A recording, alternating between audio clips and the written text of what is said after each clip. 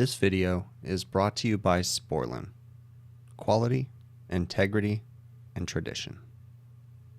So we got a service call on a walk-in freezer today. This is what I see. There's a little bit of frost on the back of the coil. It's like the evaporator fan motors aren't running or something, because I can hear the condensing unit, I think, running. It's not frozen solid, but it's frosty. So I actually found that this twist timer was why the fans weren't running. So I turned the twist timer on. But we've still got some ice accumulation, so I'm gonna throw it through a defrost and then we're gonna check out the system and see what's going on. So I came up here to the condensing unit, it was running. I threw it into a really long defrost. I just changed the defrost time to 70 minutes. It was set for 30, which is correct. The clock did not have the right time on it. I don't know if that means we have a bad clock or not, but we'll look into that. But the other thing I noticed too, and I wasn't able to get it on film, was that this thing was pulling into a vacuum.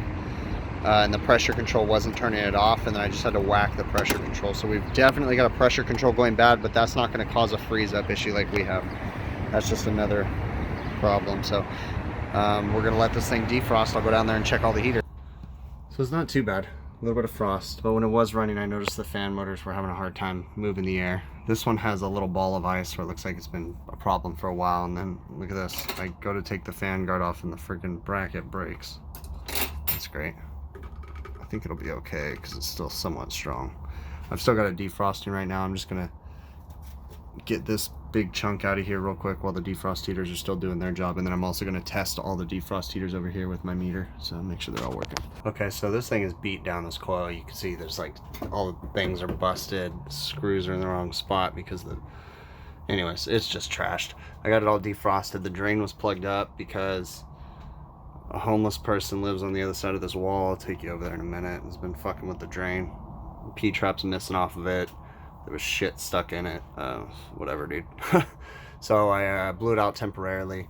We're gonna need motor brackets, fan guards, and then some stuff up on the roof. We'll go up there. Dual pressure control, time clock. I put a twist timer on it right now because I timed the twist timer and it was hanging up. So put a twist timer on it. I'm gonna get them going right now, and then we'll talk to the customer. Okay, put a new defrost clock on here. Set it up the way that we need it. Yeah, and that's it. We're gonna talk to the customer. I made some temporary adjustments to the pressure switch. It needs to be replaced, but it's Friday night and I don't want to deal with it right now. The sight glass does clear up. It's flashing right now, but the coil fans probably aren't even running yet. So we'll tell the customer to keep an eye on it, and we'll talk to him about replacing that pressure switch. Here's all the homeless guy's stuff on the other side of that walk-in freezer. Kind of a pain in the butt. Okay, so we are back. We're gonna go ahead and replace the fan guards and motor brackets, and then check out that low pressure control on the roof. All right, new fan guards, new fan guards, new motor brackets. The blades and motors are fairly new. It's just the brackets were all busted up like you guys saw. So I ended up using wing nuts. I'm gonna try that out and see. They're tight, just hopefully they don't back off, because those will make it easier. We have to de-ice this thing a lot, so anything we can do to save a few minutes, I guess, is kind of cool. So we'll see how that goes. I'm gonna jump up on the roof and hit that pressure control up right now. All right, so we are gonna change this low pressure control while the system still has pressure in it. What I did was I went ahead and pumped the system down at the liquid line receiver to about 9 PSI. So I front seated the liquid line receiver valve. Then I'm going to go ahead and remove it with that small amount of pressure, the capillary for the pressure control, put a cap on it, change the low pressure control, then put the new pressure control right back on while it's still under pressure.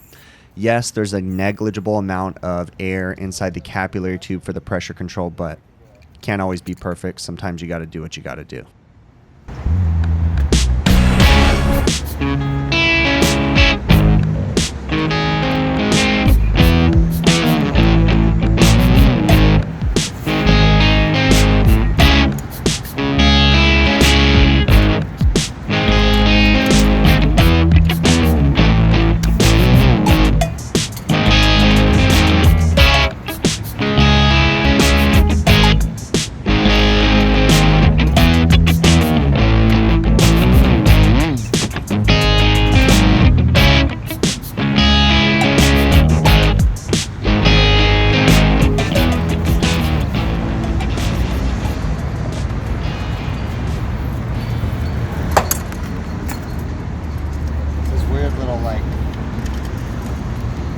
nuts that hold these things in place are interesting. It takes a piece of EMT, shoves it up in there, and then tightens down on it. It's very interesting.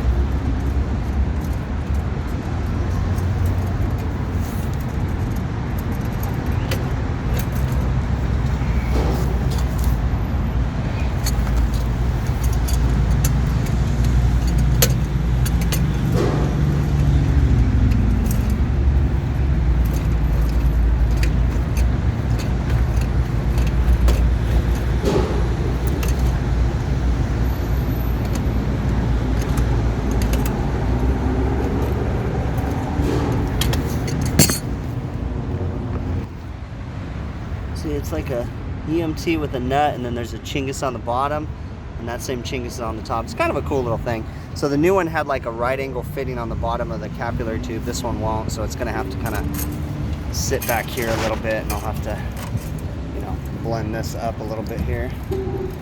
Something like that. We'll do something like that. So keep on going.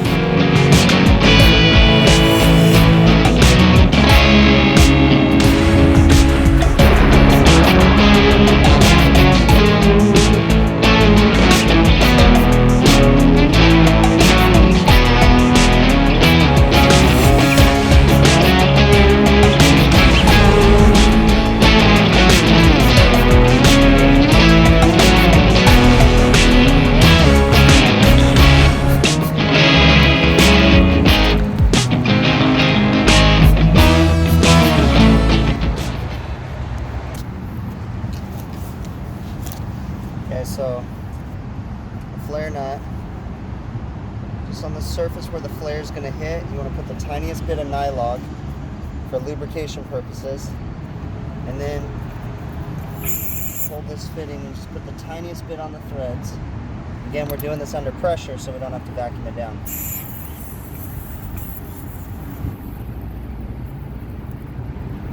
Now, yes, there's going to be the tiniest bit of air in there. In the capillary, there's nothing you can do about it.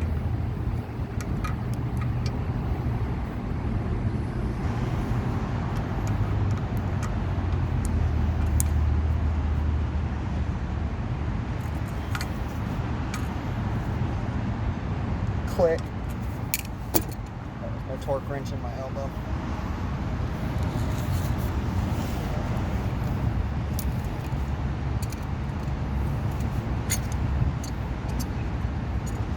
Okay, so do a preliminary setting on the pressure control, and then we'll do a permanent one in a few minutes. Preliminary one will just set it based off the numbers on the control, and then we'll watch the actual cut in and cut out. So on this guy right here, we want it to cut in about 20 psi, cut out about 5 psi, give or take.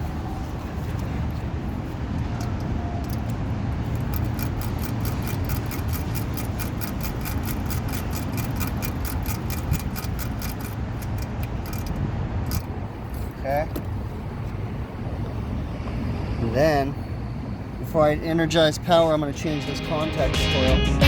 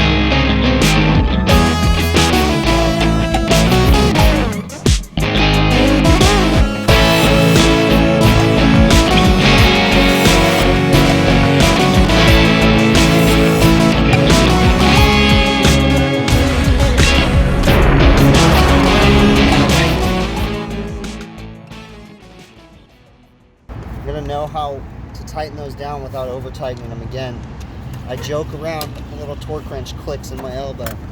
You know, you can feel it after you've done it for so long.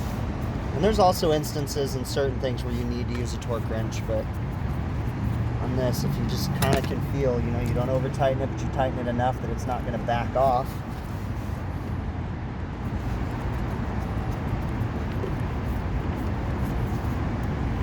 You also got to be careful too, because if you push the wire up and you tighten down on the jacket, you might have arcing because the wire won't touch all the way and it'll intermittently arc. That's not good.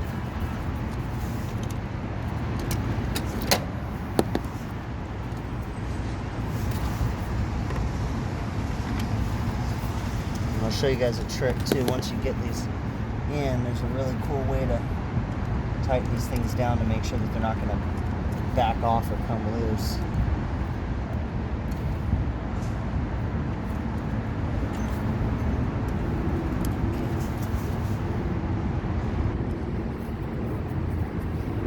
Okay, so once you've torqued them down, sorry, I'm next to the freeway. What you do is just loosen them and tighten them. Loosen them, tighten them. And each time you do that, what you're doing is you're smashing the wire down, and you're ensuring that it's not going to come undone. I call it running them in. Try it sometime. It works good for set screws too. So you tighten, snug, loosen, tighten, and you'll get more turns out of it.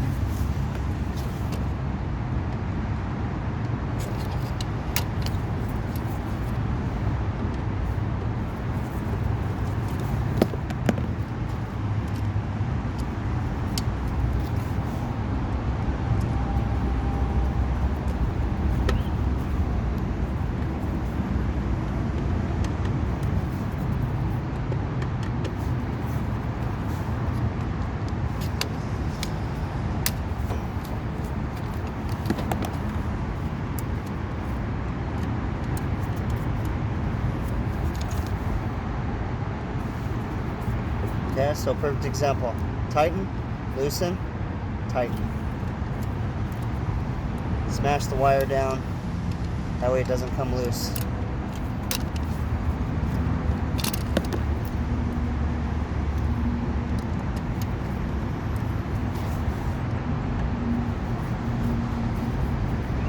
Tighten, so that's like snug, loosen, tighten. There you go.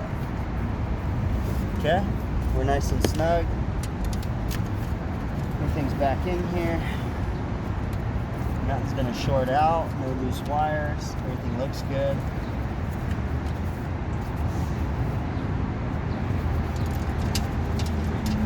A bunch of extra screws laying in the bottom of this unit. We're gonna get them out of here.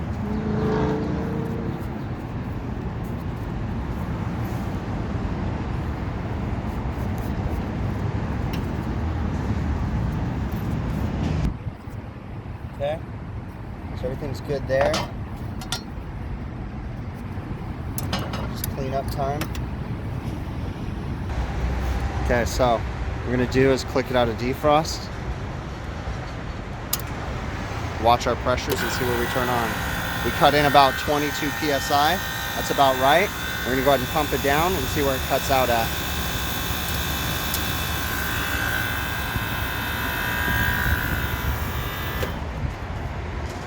Yeah, 5 PSI, that's about where I want it. So we're good on that. Contactor's working good. Pressure control's set right. So we're gonna set the time on this defrost clock and then make sure everything else is working with the box.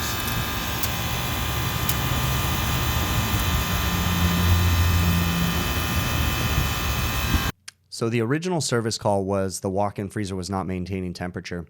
And what I found when I arrived was that the unit was working, okay, but I did see some ice buildup.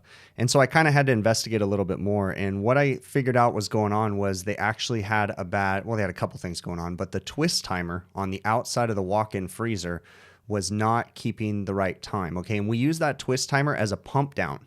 So it's a when they turn it, it's a 15-minute timer, and it pumps the system down for 15 minutes.